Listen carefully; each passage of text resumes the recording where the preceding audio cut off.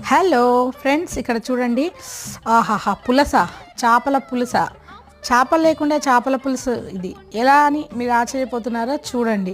ఇక్కడ ఒక్కొక్క ముక్క తీసి గిన్నెలో అలా సర్వింగ్ ప్లేట్లోకి వేసుకుంటుంటే సూపర్గా ఉంది కదా. చూడండి ఒక్కొక్క ముక్క ఎంత బాగుందో. సో చేపల పులుసు కొంతమంది తినరు కదా, వాళ్ళ కోసమే ఇది అద్దరిపోయే చేపల పులుసు. అసలు ఎవరికి అనుకున్నారో కానీ చాలా బాగుంది. మన పాతకాలం వంట అని చెప్పుకోవాలి. ఇలా చూస్తే ఏమొస్తుంది, వండిన తర్వాత తింటే కదా తెలుస్తుంది. ఇంకెందుకు ఆలస్యం, వేడి అన్నం అయితే వడ్డీ చేసుకున్నాను. ఇంకా పులుసులో 2 ముక్కలు వేసుకున్నాను. ఏంటి చేపల పులుసులో 2 ముక్కలు అంటున్నాను అనుకున్నారా? ఇది బిళ్ళల పులుసు అండి. సో బిళ్ళల పులుసు ఎంతమందికి తెలుసు? ఈ రెసిపీ కావాలంటే నాకు కామెంట్ చేయండి, నేను రెసిపీ పెట్టేస్తాను.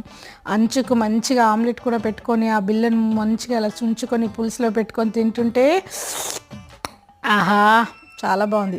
మీరు కూడా ట్రై చేయండి. వీడియో నచ్చితే like, share, comment, subscribe and support to my channel. See you in the next video.